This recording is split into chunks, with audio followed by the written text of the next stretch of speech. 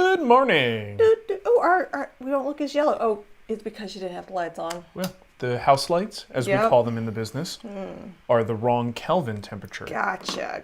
But when we have the studio lights on, it looks like this. So, hey. Welcome to the Woodworking Morning Show. I spelled it right. The morning show. Yep. We're still working out. I need to, figure out. It's almost like we're doing this in our house. And things aren't set up in an ideal way. If you joined us last night for the guild meeting, you'll know that the clock was broken. Yeah. But look, it's fixed. I think it is broken. I think there's a gear issue. I think the batteries are all charged. It moves when I make it move, but then sometimes it gets stuck on a day. When I bought that many years ago, that was one of the complaints, that it just stopped working. Oh, on the Amazon. reviews? Yeah. Yeah. It's expensive for what it is, too, which is insane. It's a cool clock, but yeah. Well, anyway, welcome to the Woodworking Morning Show. I'm Mark. And I'm Nicole. Hey, I got our names right on the panel. We don't even need to tell them. They don't could see. We're Wood Whisperer and Nicole Spag. Look, you got the old Twitter logo on there and everything. I do. Did you get rid of the other one? Because I actually had, see, I even said, get some merch. Here, let me see. This one. There was another one that was... That one? Yeah, visit Patreon. Yeah. So here's the thing. Normally, we have questions from you guys pre-selected from Patreon and the YouTube membership thing, but I guess my mom was traveling this week. She usually is the one who puts those posts up for us. We're going to blame his mom. When in doubt, blame your mom. And we don't have posts or we don't have questions to start out the show, which means... From that. Yeah. But we do have questions. Yeah, Nicole got some stuff from comments that came in on old videos if we have to. I would much rather answer your questions. Yeah, well, of course. But I think I think it might be fun. You just came out with a new video on CNC. Yeah. And people have thoughts. Boy, do they. Including Mike right here, who just says, looks like a CNC clock video's in the works. It could be. You never know. But I want to reiterate, I want questions from you guys. So you keep me busy with questions, then we don't have to go back and read old comments. How about that? Let's make them. Keep me busy with questions. I got that. So Yeah, as you ask questions, Nicole will be pulling those and highlighting them so we can go back and answer them. So even if we don't get to it right away, oftentimes Nicole will put a little heart next to it and we'll be able to find that question for you. It's a heart. It's actually a star. A star, is it? The star. It's star right next to the ban button, which was my favorite thing to do for a long time. No. The star shows up right here. Right. But look how close it is to the ban button. Yeah, that's true. You could ban someone banned a few people. like that accidentally. We could ban this guy. Can we ban this guy? Mm-hmm. Yeah, I don't think he has a job anymore. That's why. Is this guildmate? The place to be singles. Oh, that guildmate thing is something else. Oh my gosh. So Facebook is rolling out AI in groups. Our guild group in particular, I've spent over, sort of him, but it really has been me, spent over 10 years really making sure that good quality questions and projects and things like we have rules on kind of what you do in there. And it's an amazing wealth of information. You can't be a turd is what it comes down to. Basically. So they're using AI to create like a search bot, basically. Where is it? That's the hard part. Like you have to message them. So maybe I need to make a post. I won't do this right now, but it's not a... But if you said @guildmate, yeah, then you could go in and talk and then message them directly and ask them questions. Okay. But it's still not very clear. They're still in the early stages of it. Well, like most things with AI, it's 65% there. So it's just par for the course. Got a question already. Yeah. From Chad. So this is a follow-up from last night. My image was the start of a push stick. See, I call it. It looks like a push stick. Mm-hmm. Rotate the image counterclockwise. Still needs a sacrificial bottom strip, and it's from a Fisher Shop design. Yep. So it looked like a ding-dong to me. I'm still going with duct tape. Yeah. But he had a push stick that it was cut out of solid wood. So when the handle went up this way, You just had a lot of short grain there, then the handle wound up breaking off, so it was a question. Do you want to show people what you've been working on with your CNC? We showed the guild last night. No, that was with the laser. Oh, yeah. Oh, with the laser, not the CNC. Do we still have the image here? Yeah, it's right here. I can just drop it in. So, boop. Takes a second. Gives a second. Come on a second. There it is. There it is. So I'm working on well, I don't want to spoil everything. Let's spoil it. I like a little mystery. There's only under 79 people here.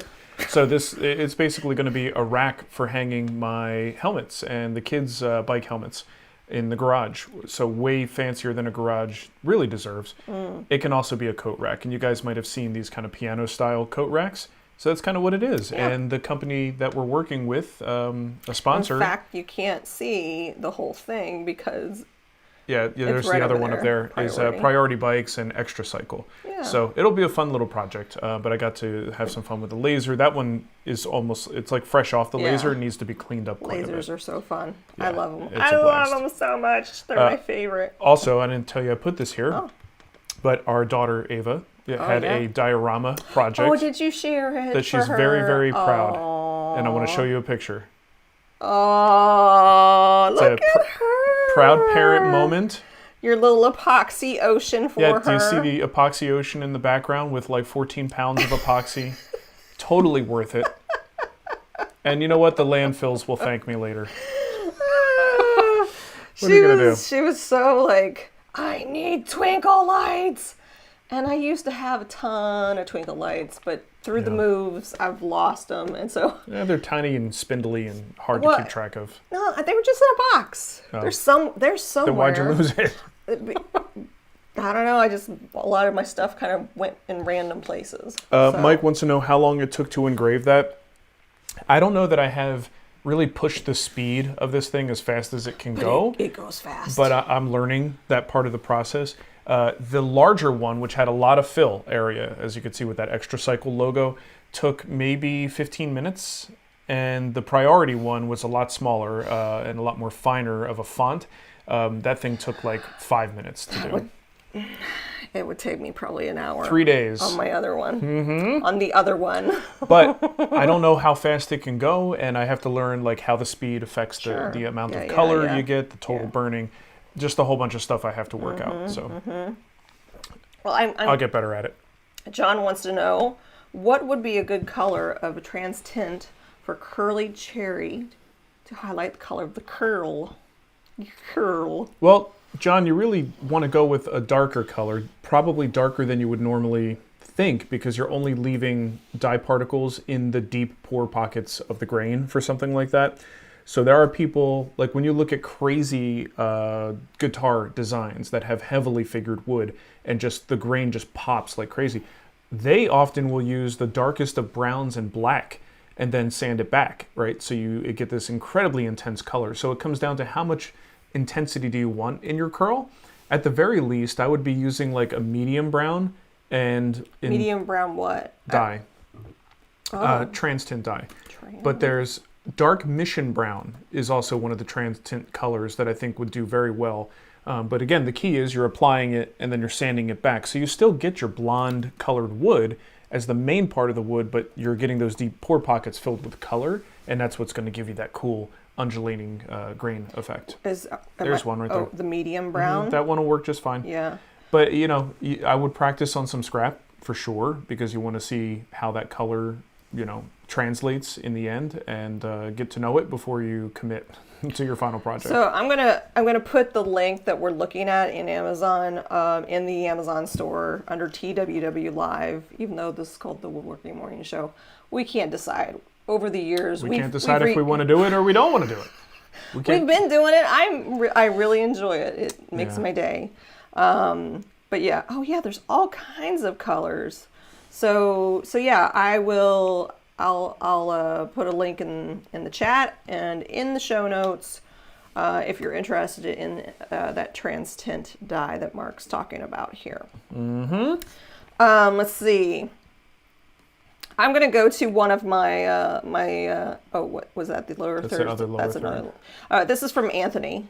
On the latest video, He said, very nice. I can't help but think there has to be some stuff designed for 3D printing that you can use to work with the micro jig system. Oh, this is this? No, that's a CNC. But you feature micro jig in there too, right? There are some smart people out there who come up with some amazing things for 3D printing. I can't believe this has not happened yet.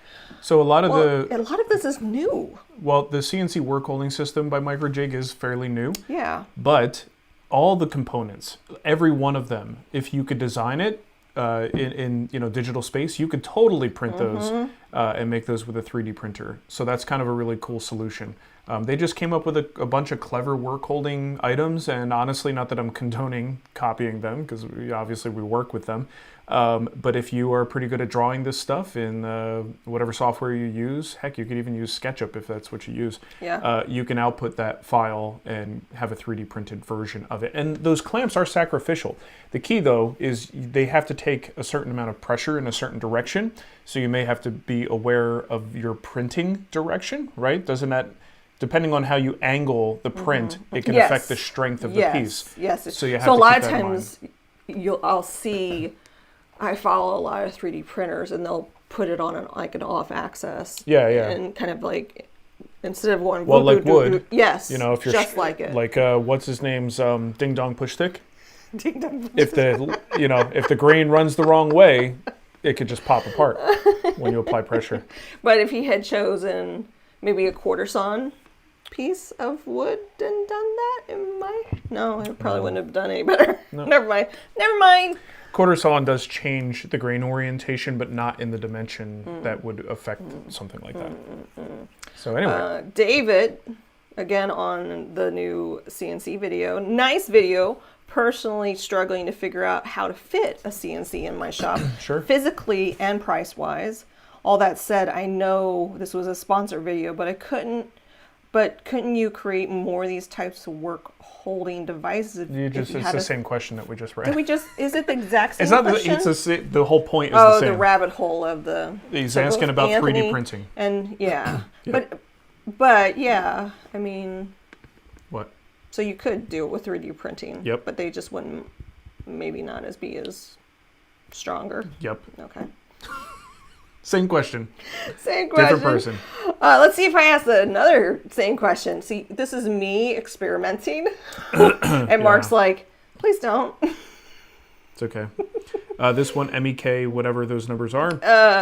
My best woodworking friend inherited this Next Wave unit from his father. Since he started using it, he says he never felt less like a woodworker. However, he's never made more money selling his products. People will pay extra for highly personalized products. Who knew? With your new school, this will be a godsend for making templates. Good luck with the new toy. I will say, there you go. You got a taste of it. Yeah. When you were making those one templates that one thing couldn't do for you. Yeah, the Shaper Origin failed me, and the Glowforge saved me in terms of making those templates. And I still don't know the solution to that Shaper Origin thing, but now that I've got a laser and a floor standing CNC, I'm probably not going to worry about it. Yeah. So I may be selling the Shaper at some point. Ooh. This is another one of those times where I have a problem with a thing, and then I sell a thing to someone else, so now it's their problem. And people still buy it. I mean, it's still a good unit, and maybe it's just me, but we couldn't figure it out. So, Gregory says, I'm researching laser cutters now. What model did you guys go with, and what features sold you?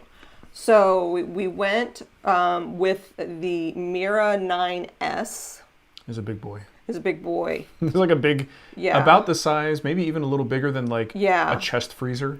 Mm-hmm. It's substantial. And we took 4 of us to lift it, us being not me. But 4 other people. 4 other people, including... And also Nicole to watch and go... Don't drop it. Yeah. We are in an area, lots of little small businesses. One in particular is a place called Friendship Brewery. And they had reached out through one of the Flint Hill, what people that work there. People that work there, and they want to laser engrave their tops of their barrels. And I'm like, There's no way I can do that with a Glowforge. It was just the dimension that worked out. No way. Yeah, so we couldn't help them. So honestly, when we got talking with Eon, I'm sorry, Eon. I was thinking in terms of like big barrel. Yeah. And like fitting larger stuff depth without having to use the pass through. I want to do tumblers, and honestly, it was Susie Quinton who, when I first got my Glowforge, she was so kind. If you check, she has a channel too that she does all of her. She has an amazing laser business. Like she's amazing to me. She actually was my recommendation. She recommended me that particular series, and I had been looking at it for 2 years. Yeah.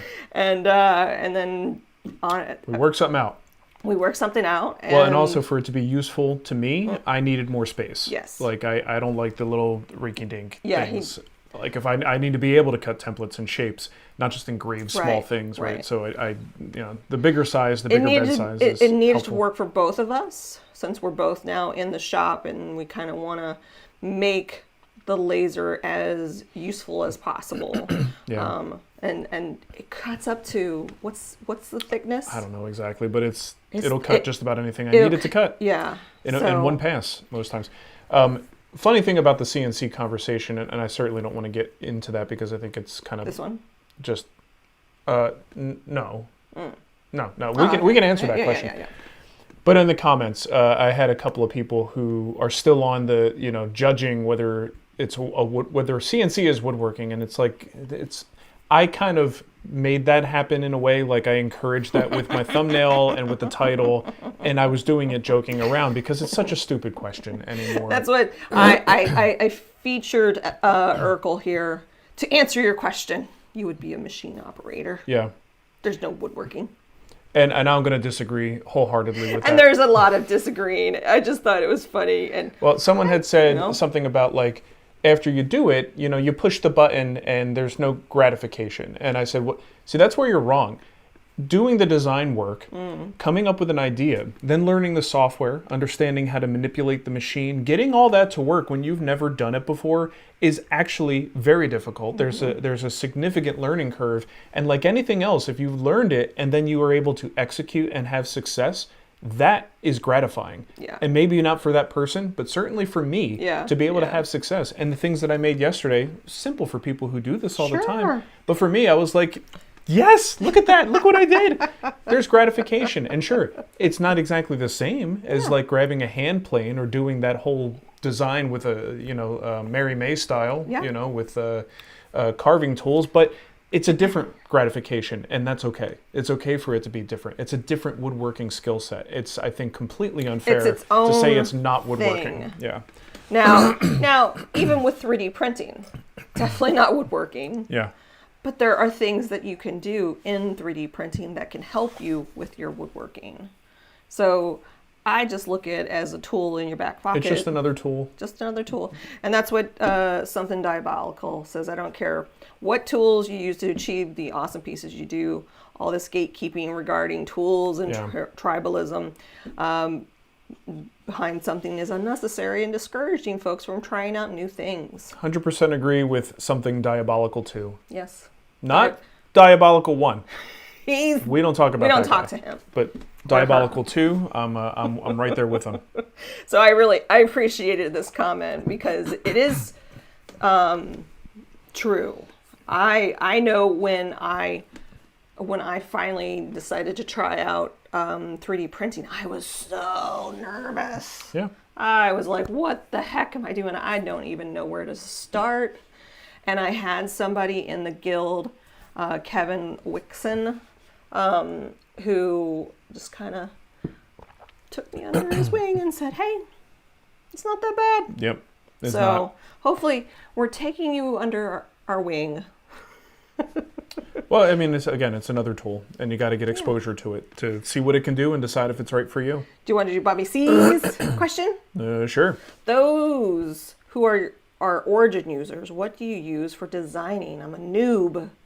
and I'm already finding some limitation. Origin. What's origin? The shaper origin. Oh, shaper origin. I mean, you would use any tools that you would use for regular CNC. So whether you're doing Fusion 360, you could even use SketchUp. There are times that I was able to take a SketchUp model, take a profile of that, get the file type just right, and you could import that into the shaper origin. So it all still applies. It's just that the shaper has some unique requirements in terms of what file types it likes to play with SVG files. So you got to get to know that. That is a bit of a hurdle for a lot of people. But the one thing I will say about Shaper Origin, they've got a lot of videos and they have a lot of tutorials. So all that information, anything you need to run their tool, they have videos for it. You could find that stuff on YouTube, on their website. It's a pretty extensive library. Facebook. David, I'm just going to call, he's being feisty. You guys still use Facebook? David, too cool over here. Hey, people still use MySpace. It still exists. And apparently it's a thriving music community. Oh, now. Is it really? Yes. Like SoundCloud? Kinda? I think it's more for the artist Yeah. kind of Well, place. the thing is, our Facebook group, the funny thing is about that situation, a lot of people using the Facebook group also feel the way you do about Facebook, but they continue to use it. Some of them even make a fake account just to be part of the Facebook group. And they just join the Facebook group, and because that's it. Facebook is such garbage. Like, once I get through, a post from my brother and then a post from you, it's just I ads don't see. from top to Well, bottom. and I go, I wonder what's going on with my friend from high school. And then I'll go 'Cause that's not as directly important as trying to to- their page, and I'm like, They've been posting. they've been posting, and I haven't seen any of it. Because in Meta's opinion, that's not as important as you seeing stuff that's going to make you angry. Yeah, I guess. That's the whole point. All right, lots of questions. We Let's do have keep lots. going. I know we have Get lots some of questions. questions. Appo. Someone who uses CNC every day, you really have to know blade rotations, feed speeds, blades technologies, and know how to use it just like any other tool. I would say it's even more complicated than any other tool, because I think just about any ding-dong can pick up a saw and use it.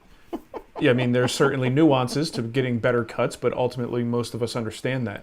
Take your average ding-dong and put them in front of a computer with a fully functional CNC, and good luck. Give them a couple of weeks, and they might come out with something useful. Like, it's a much more complicated discipline, I think.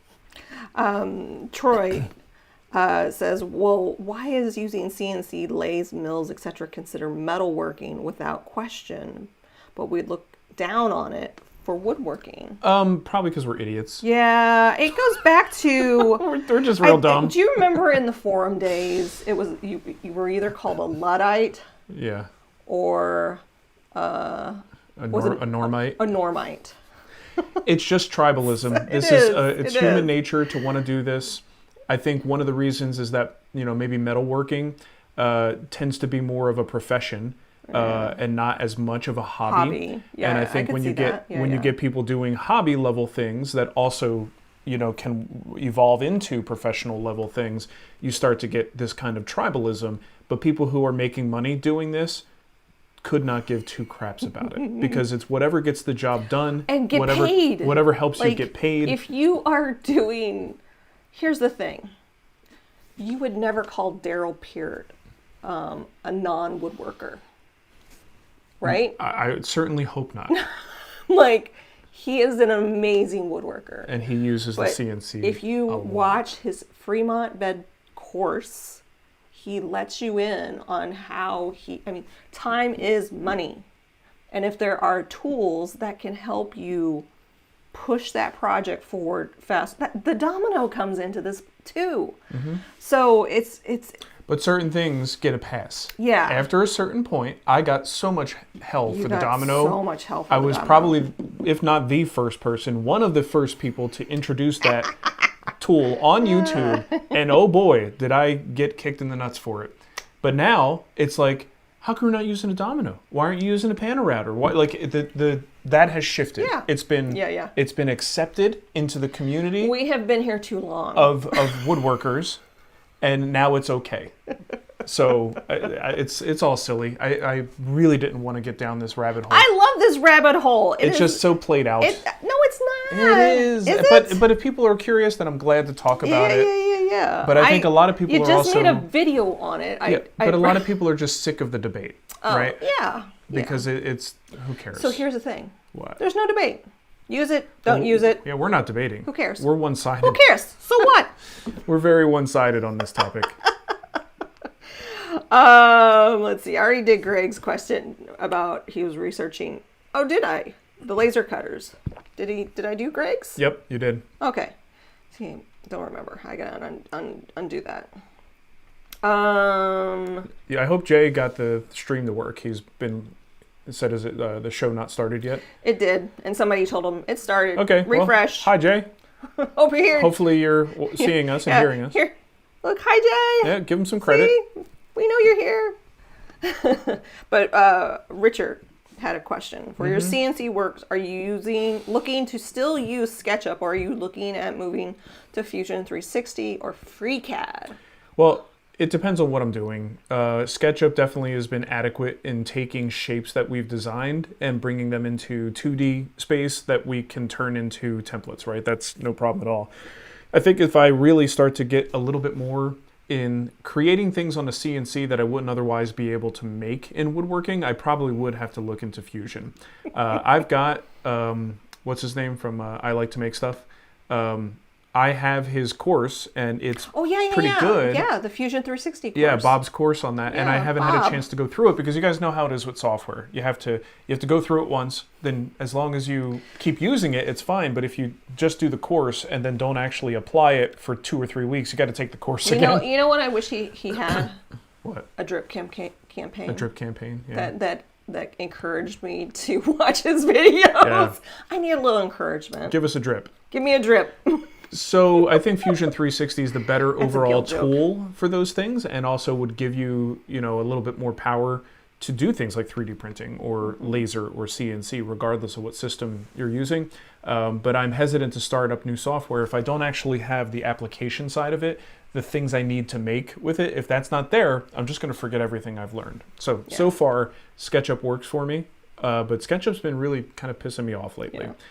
It's becoming more complicated to get into my SketchUp account than get into my bank account. Really trying hard. Well, they're pushing out. They don't want people running the old versions of the software. Yeah. They don't want you being able to save old versions of the file to give it to people who have the old versions. How much is Fusion 360? I don't know. Compared to, I almost feel like, just use Tinkercad. That's free. Sure. It's a pretty great piece of software. Well, you mentioned FreeCAD. Yeah. I don't know anything about it. But... Blender. Oh, try Blender. That's some cool software right there. I've done some 3D prints through that. Mm-hmm. Eric in the chat says, I wonder back in the 1800s when table saws came out, if they said, that's not woodworking. You're supposed to be using a handsaw. I would say no, because I don't think people were doing the woodworking as a hobby. No, it was a craft. But he brings up an interesting point, because anytime there's a big shift, and this goes back to media even. So a long time ago, before there was print, everyone told stories in person. Stories were transferred word of mouth. And when the written word came out, everyone was afraid of that, putting story onto paper, because then we would lose the capacity to remember the story. This is serious. This is so serious. No, I get it, but it's so stupid, because there's nothing worse than mouth to mouth, like person to person, to lose accuracy in a story. Meanwhile, they're afraid of putting it on paper because it might actually retain accuracy. Yes, right, exactly. The story must evolve over time. Then, as you get you get further down, now you have the written word in books, and then you start seeing this transition to something like radio, which was like, oh my God, we're gonna forget how to read, right? It plays out. And it continues to play out. But meanwhile, as things evolve, there Yeah. is a loss of certain Sure. skills. If everyone goes full on automated Yeah. and we're doing CNC and laser for everything, Sure, will sure. we lose those really incredible hand skills that a lot of people have? Yeah. But There will be a lot fewer people doing that, Yeah. for sure. Well, and that's why I like kind of going to these makerspace type events where who was the wonderful lady that did the etching? Matt Cremona. Oh, no. Go No, ahead. we met her at Handworks. I bought a locket from her. Oh, I'm blanking on her name. Oh, yeah. God. She's amazing. Because you're blanking on it, I'm blanking on I'm it. sorry.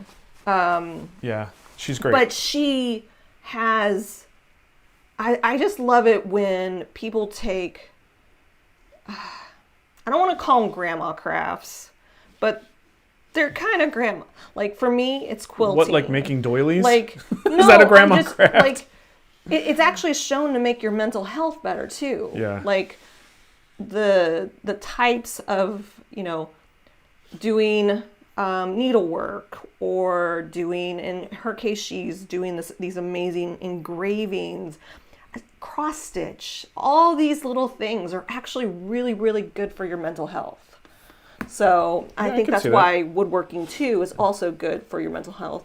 Some people don't have the space or the funds to do woodworking. Sure. So if you're watching this and you're like, oh, I wish I could woodwork, downsize.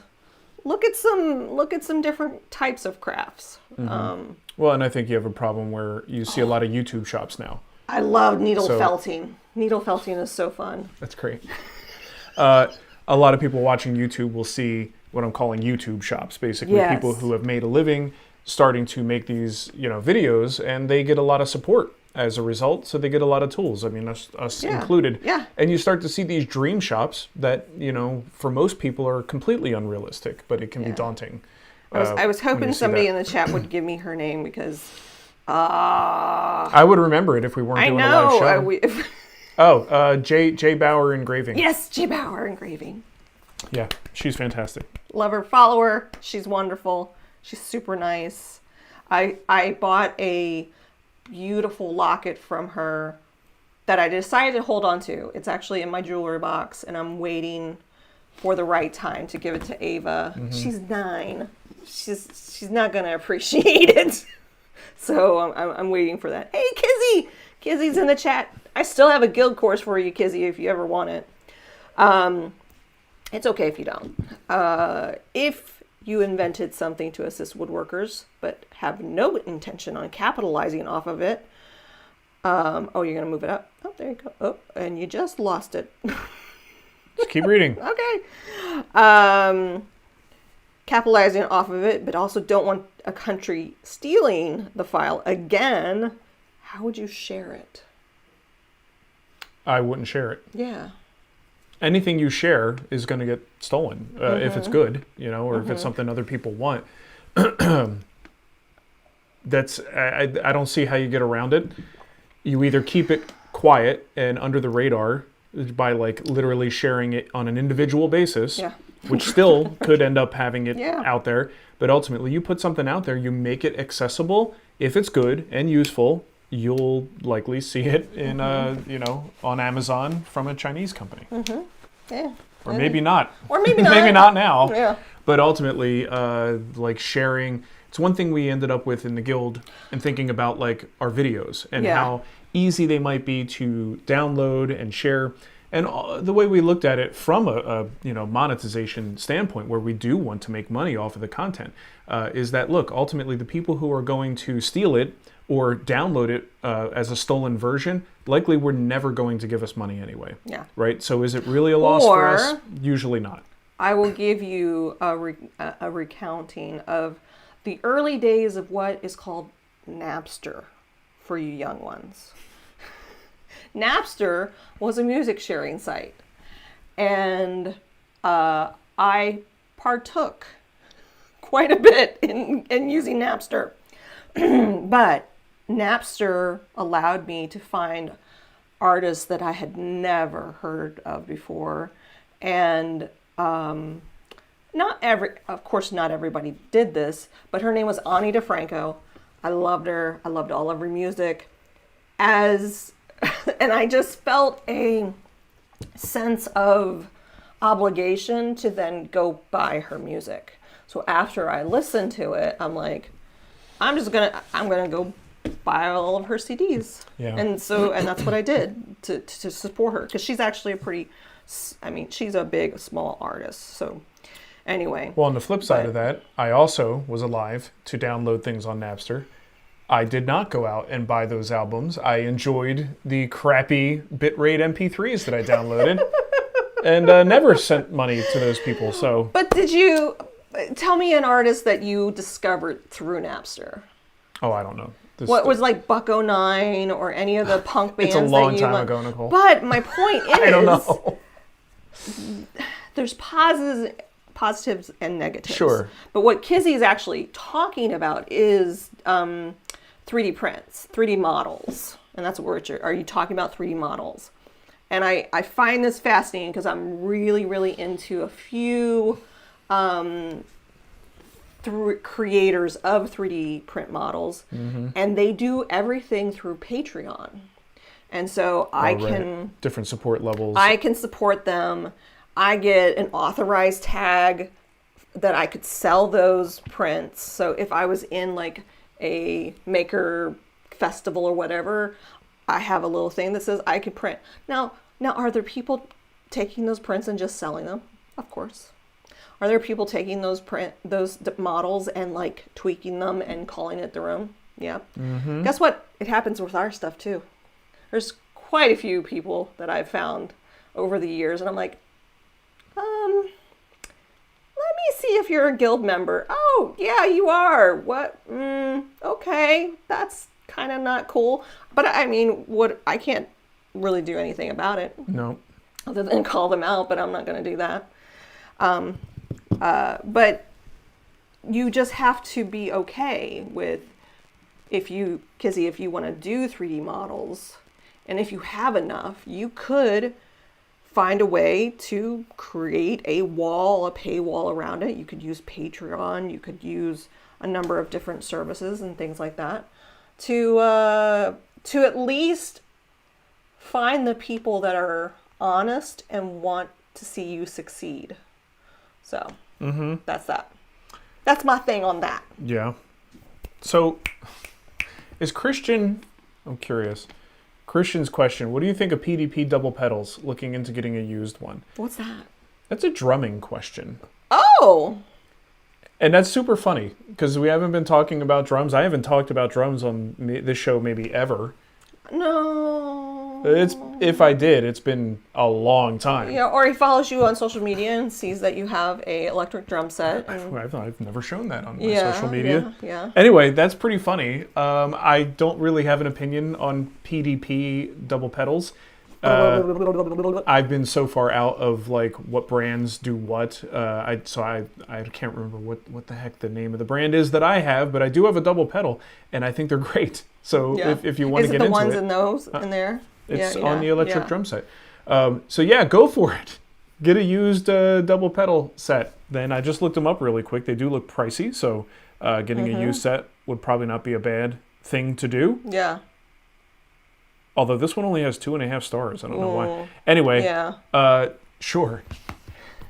Here for all of your drumming questions. Drumming, that's what I do. Printing. We can get into quilting. Hey, we have no questions today. It's a free-for-all as far as I'm concerned. Let's see. I love Thanks Ice. There's dozens of us on MySpace. Dozens! Wonder whatever happened to Tom. Was that his name? Or was his name Steve? Your friend? He was our first friend. Yeah. Was it Tom? It was Tom. I think it was Tom. Yeah. Wonder what happened to him. I think he cashed out and he retired. And he just said, peace. Yeah. I'm out of here. He peaced out. This is gonna get weird in a few years. Yeah. When the Kizzy followed up, they don't just sell it, they copyright it, claim it as their own. Oh gosh. And remove it from sharing platforms and sell to vendors that sell for 20 times the cost of the filament. Well, that's awful. That's a whole different ball game. I hate that because the 3D printing community was based on open source sharing. There's a really good documentary on Netflix about like the initial start of 3D printing and kind of don't even know what that was. I can't remember. Somebody, if you know the documentary I'm talking about, I can quickly look it up too.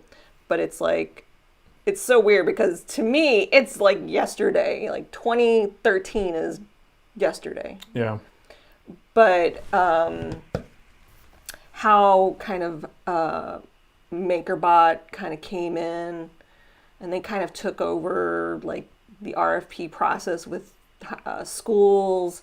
But they've done cool stuff with Thingiverse, and that's all open source. But then people steal from Thingiverse, and then now you got Prusa, and now you got the one I want. The Bamboo Labs. Bamboo Labs. Oh, I want one of those. I just want to play. So I know, Mike, you're so right. Nothing gold can stay. Hang on a second. This is good. Is an electrometer drummer really a drummer? Valid point, Dustin. Let's address this question. Love you guys, but I really miss Mark's shop projects. Well, I'm just looking at my last videos. Previous video was a CNC assembly, which is kind of a shop project because they had to make a table. Yeah. The one before that is a table saw storage cabinet. The one before that is a small workbench for the shop.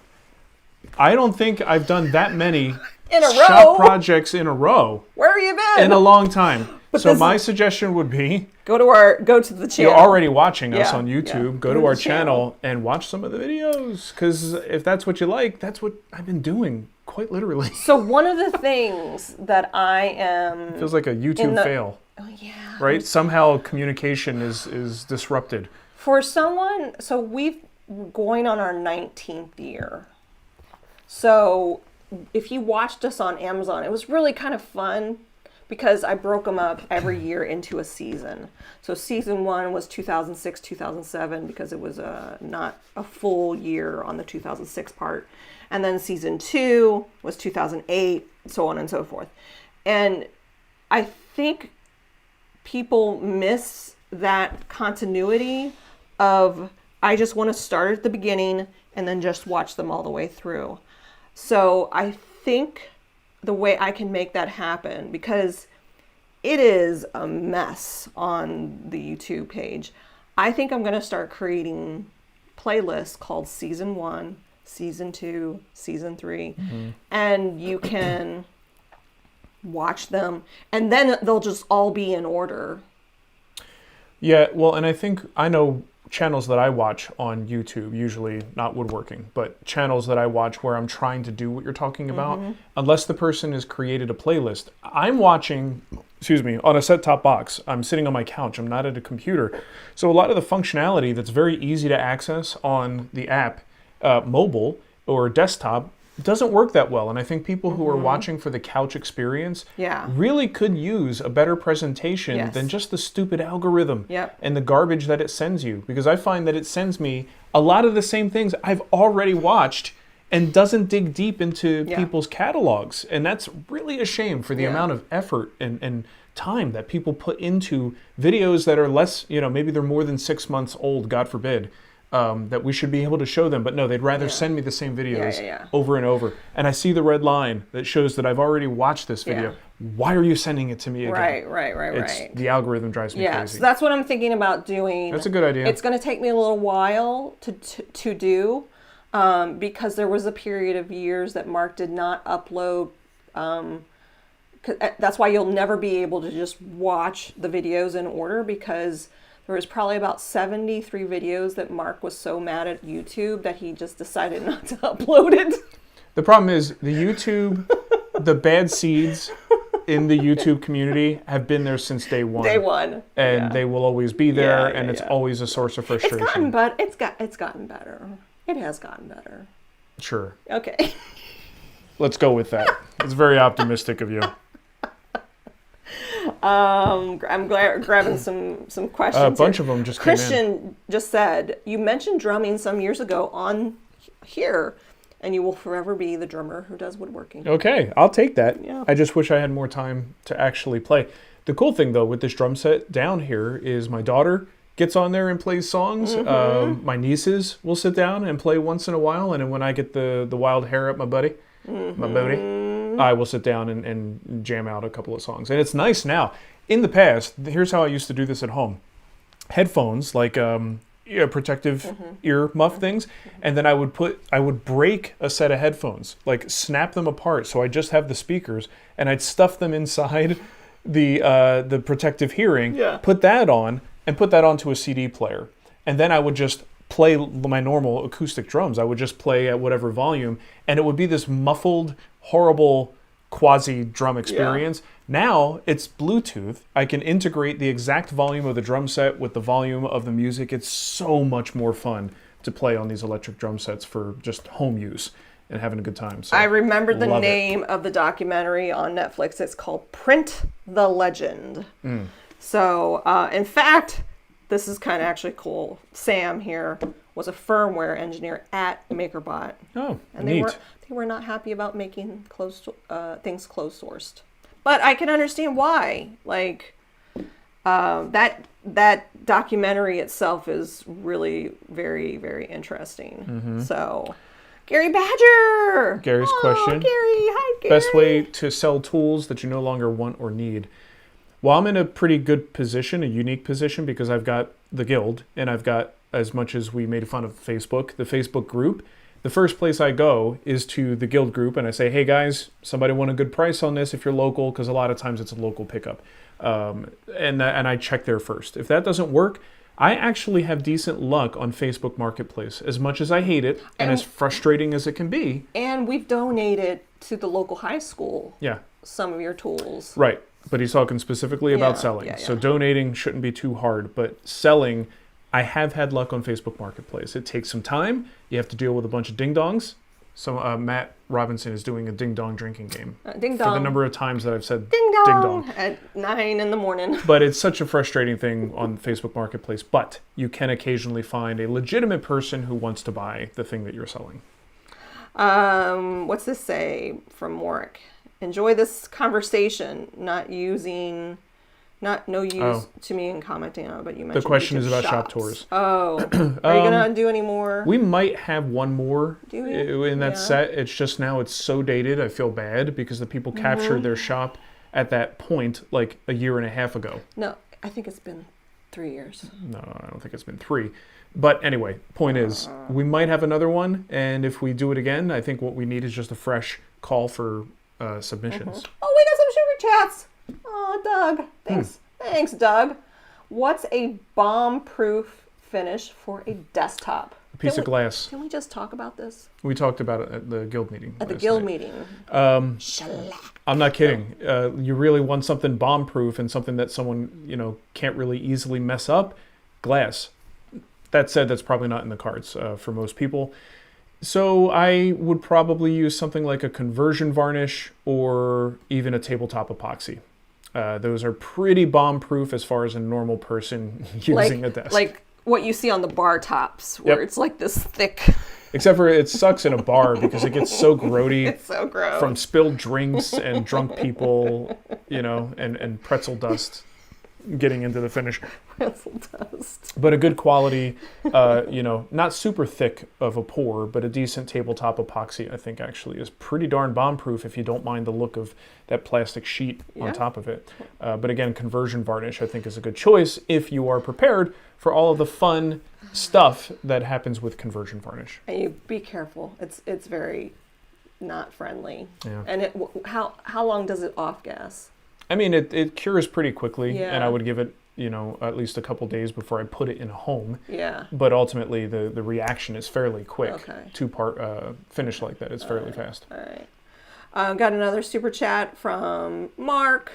Thanks, Mark. Thank you, Mark. And thank you, Doug, by the way. Yeah, Appreciate that. That was really nice. No questions, just Thanks for the inspiration and entertainment since 2006. Been here a while. When you found us in 2006. He's been with us since the beginning then. Holy crap. I feel like I need to make you something fun. We're coming up on 20 Let years. me knit you a sweater. I can knit you a beautiful sweater and give you some meatballs to take home. I would. All right, more questions. Keep going, keep going. Keep going. Thomas, I have a Laguna bandsaw, 20 years old, and Nice. I love it.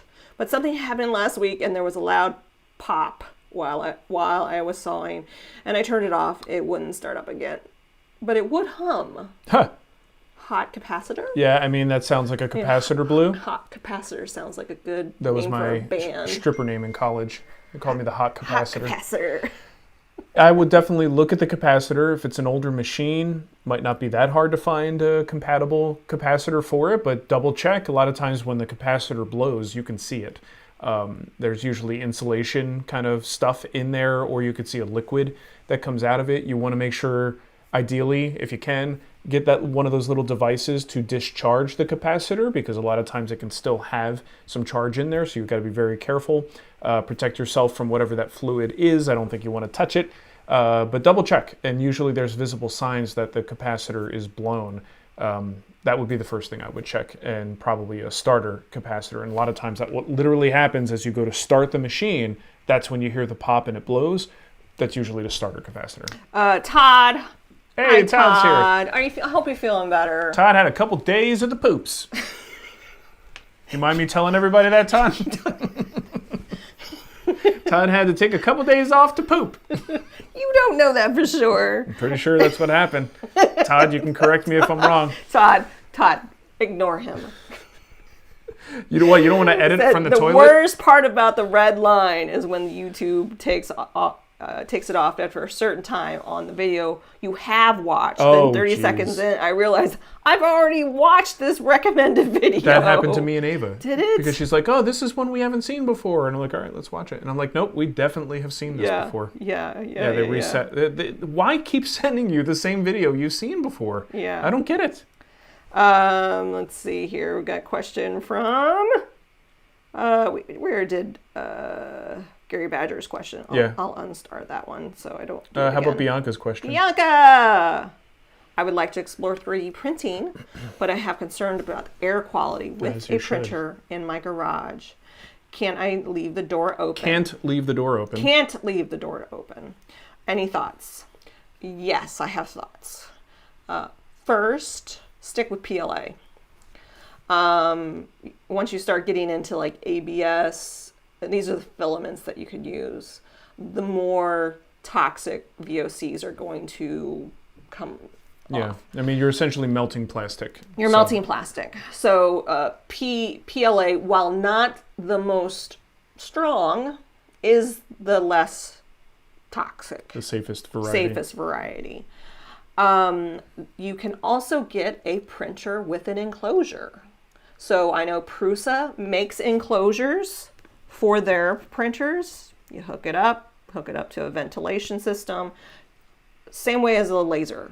So like with the Glowforge, I had a little standalone air filter that it just went in and it kind of collected all the gross. Well, difference between ventilation and filtration. True. So what you're talking about is filtration. Uh-huh. So carbon filtration will capture most of the stuff, and that's what Nicole would do if you're in a confined space with no fresh air. Ideally, if you can, you ventilate, and you actually have clean intake air, and you take air out of the space, and if you do have a little enclosure, you can contain it that way, and just have a light fan running that will constantly, but you need the exit part. You have to have some way of putting a hole in the wall and having a vent there, or put a hole in a door like I did. I've seen people put their printers like near a window, and then they create like a foam. Yeah, you put a little thing there with a port in it. With the port in it, and then pour it out that Well, way. and that's the thing. I have trust issues when it comes to some of these filtration units, and I don't want them in my house if I can avoid it. He gets mad at me when I run, because I run PLA. Boy, do I. Because she brought the printer into the basement, and she runs it in the basement, and I don't love that. I'm not in the basement while it's running. No, but the VOCs are for the next time you're there. You go, They didn't go away. man, it smells great down here. I love how plastic is. I love how it cleans out my sinuses. So I'm not a fan of those. I think true ventilation is the best choice, but short of that, a good quality carbon filtration system where you have the ability to change the carbon cartridge with the frequency that you need to. Well, and I know Bamboo Labs also has an enclosed one as well. So Yeah. so you can find standalone enclosures for your existing printer, or you can buy them kind of as a package. Mm-hmm. So Kristen, I already did that one. I forgot to unshake. All right, Ice really wants me to answer this question okay, about a white whale. Two-part question. Do you have a great white whale project you have always wanted to build? So here's the problem. I work in a situation that would allow me to build whatever I felt was compelling. I've built any of my white whale projects that I had in my brain. I've had the good fortune of already building them. You mean you built a pie safe? That is my great gray whale project. The gray ones are less interesting. So honestly, no. And I think part of that is it's a bit of a shame because I've talked about how the creation of content and constantly being in a teaching mode has stifled my woodworking growth. And I've talked about that many times.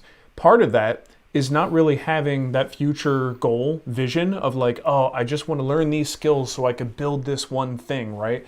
I've lost a lot of that because I'm so focused on the day-to-day and making sure that this is done and that is done and we've got a live show going and it's the running of the business that kind of, pun intended, chisels away at what, those sort of dreams of creating certain things, right? So my big challenge is finding that balance again and making sure I'm still doing the work I need to do, but also allowing myself time to fail and to learn new things and take the time that maybe it just doesn't make interesting video, but I spend the time doing it anyway, right? And that's challenging to do So what? when you run a business that is a sponge for everything that you could possibly throw at it and create. And there is a sort of more is better thing when it comes to these platforms. That makes it difficult to say, hey, you know what? I'm just going to blow a week learning a particular technique. Like, I would love for you to do the built-in for me, but I know you don't want to film that. No, that built-in would be. Oh, are you gonna film I've it? already done built-in projects. Oh, yeah. okay, okay. It would be like the casing. It would be like the spice I was giving rack. you an excuse on why you haven't done it. No.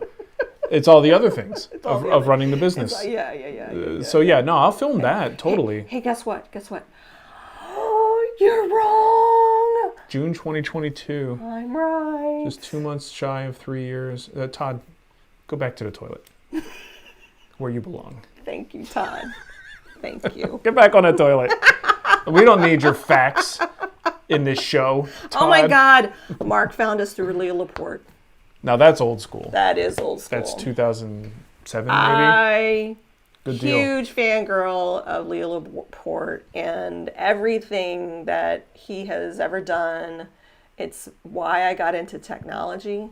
I would watch ZDNet on cable TV, which then turned into Tech TV. Yeah. Like, I'm old school tech, and the reason why we would call into the show, his radio show, to talk to him, because we were still trying to figure out like what the heck we were doing. Oh, it was tough. It was difficult back then. You couldn't really find anyone that knew what they were doing. We were all just making it up in 2006. And so Leo is old school media. He's television, he's radio.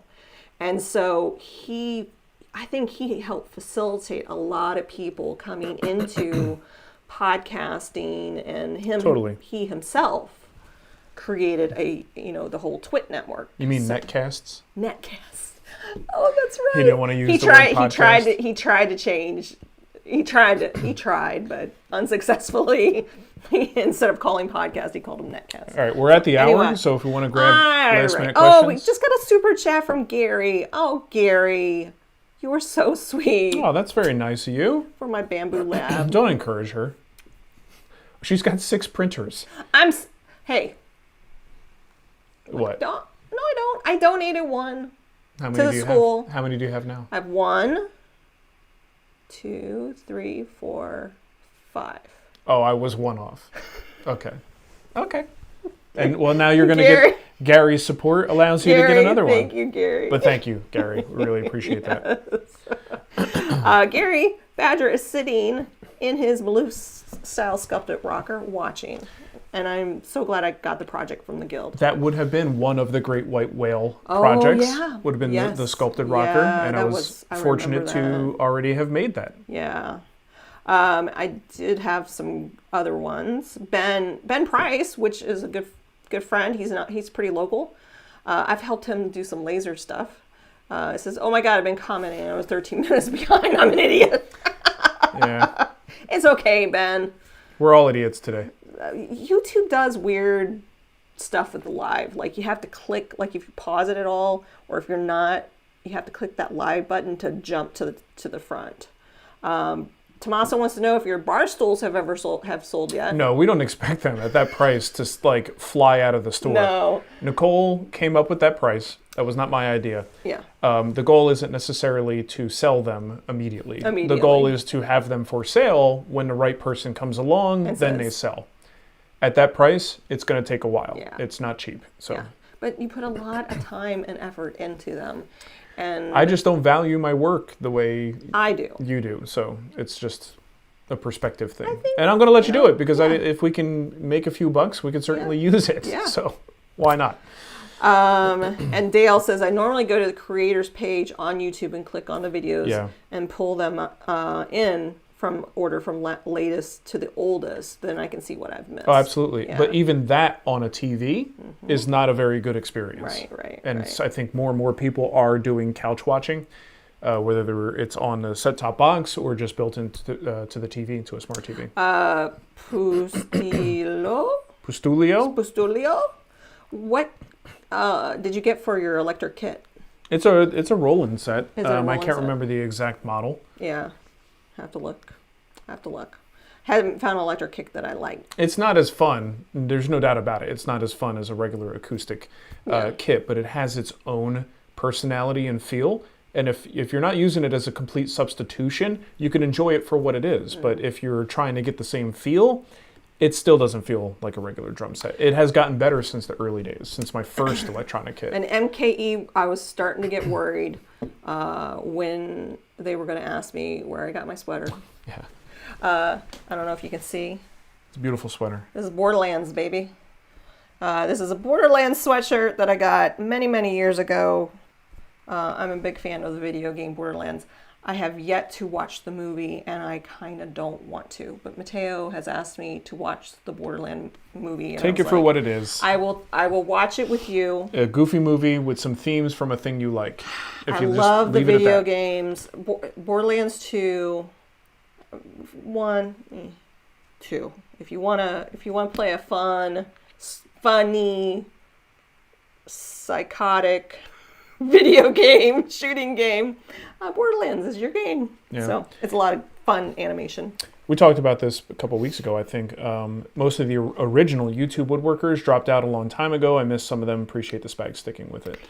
It's an interesting thing. Like when I start to think about the burnout aspects that I've been dealing with in the last couple of years, a lot of it is actually not.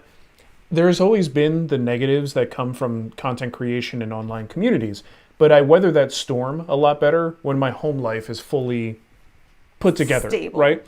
But lately, with the last couple of years between Nicole and my son having health issues, there's been a lot of turmoil at home, and I don't have the normal support system that used to always be there, and that is what's contributing to feelings of burnout. But at the same time, I will see other channels, or I'll hear, not even on YouTube, just other things. I've been doing this for 15 years, and I think it's time for a change. Like people who are trying to re-identify themselves and reinvent themselves because they hit that 10-year mark and that 15-year mark. And I'm sitting here feeling guilty going on 20 years that I feel a little bit burnt out. Man, I suck at this, and it's like, hold on. Yeah. That's quite an accomplishment. Yeah. And the fact that we're still doing it, I think is I feel like YouTube should kind of a big deal. Should give us like a plaque. There should be a special plaque for you made it to 20 years. The 20-year people.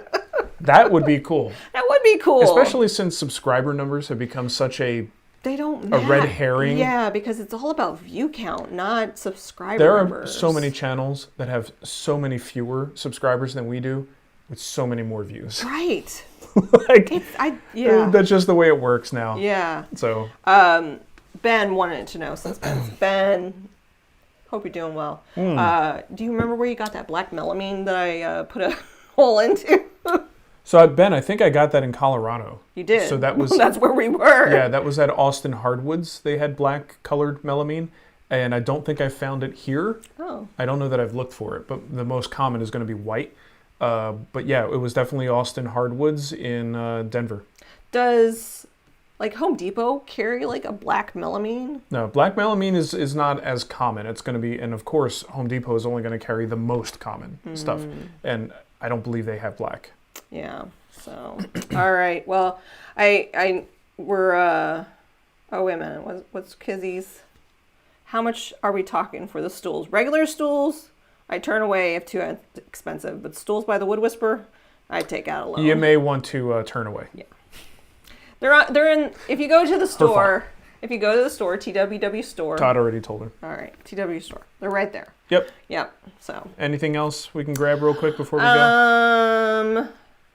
Christian just says birthday. Is it your birthday? Well, we had 2 birthdays. Yeah, it was my birthday last week 2 days ago. Glenn, thank you, Glenn. Love you guys. Please don't go anywhere. Here's the thing. What else am I going to do? Right? Do you know, if I said, all right, I'm done, what else am I going to do? You can build furniture for I can't people. just stop working. You could just do commissions like you used to do. I missed the question. Someone asked if I have any commissions. I've been kind of toying when things come across my plate that sound interesting, toying with some commissions here and there. I do have a mantle that is in my shop right now that some nice local people want carved like a river into it, and they already did some of the carving work. They just got stalled at the epoxy pour. And it has a really cool Zelda theme to it. So it's nerdy. Sure. Awesome. And they contacted me and said, mentioned that there's an epoxy pour involved. And I said, well, I'm your guy. You want to come to somebody who pours epoxy, you found him. I don't know why I said yes. Just because it sounded fun. And most importantly, doing something cool for someone local. Yeah. Seemed really, really cool. And I met the husband. He brought it over. Super nice guy. We have a ton in common. And now I'm excited to do the project for them. So that, I bet you they're watching. Maybe. Because they're like, maybe not. Where's our mantle? But I did do a little test, and I'm a little concerned about the cure on that epoxy. Yeah. The little thing I did for Ava was made with their epoxy. Yeah. Just as a test, because it was a small amount. And it's still not completely firm after 5 days. It's taken some time to firm up. Maybe when she brings it back, you can see. Maybe it's like a 2-week cure. It may just be a long time. I know they are slow cure, but I got to be able to sand it. Yeah. Right. And this, I would not sand it in its current state. Hey Wade, if since you found us through the articles in Pop Woodworking, I actually have every single one of Mark's Pop Woodworking articles that he has written, and they exist in our Guild Facebook group under the files, and I think I've even pulled them out. But aren't they posts on the Wood Whisperer website as well? I didn't put them on, or maybe you did. When we got permission. Yeah. Maybe it was when Megan and what's his name were there. But yeah. Anyway, we gotta go. Schwarz. We're way over time. Way over time. And you know what? What? All 268 of you are beautiful. 270. 270. Last beautiful, minute. And whoever thumbs downed us, hey, we don't have to be. You so. It's okay that we're not your cup of tea, or maybe we said something like, CNC is woodworking. Well, some people hit the thumbs down accidentally. Oh yeah, that's true. And look, this is the one thing that we do consistently that results in the loss of subscribers. And like any good business, and like any good business that's been around for 20 years, we're going to keep doing it. So not only do we lose subscribers by doing this video, every time I send out a newsletter to tell people about it, I lose subscribers. We call that refining our audience. Yes, we're refining. So I every time I look at one of our live videos, I just enjoy seeing a negative number. It's so encouraging. It just keeps me wanting to do what I do. Well, have a wonderful day. Thanks for hanging out with us this morning, or maybe it's the afternoon or evening. Who knows? Depends where you are. But yeah, I'm watching some thumbs up and thumbs down happening. If you would be so kind, hit the thumbs up. Yeah. Apparently that means something to the algorithm, and more people seeing this is helpful to us. I don't know if it does. I'm sure it does. I don't think anything. Nothing matters. No.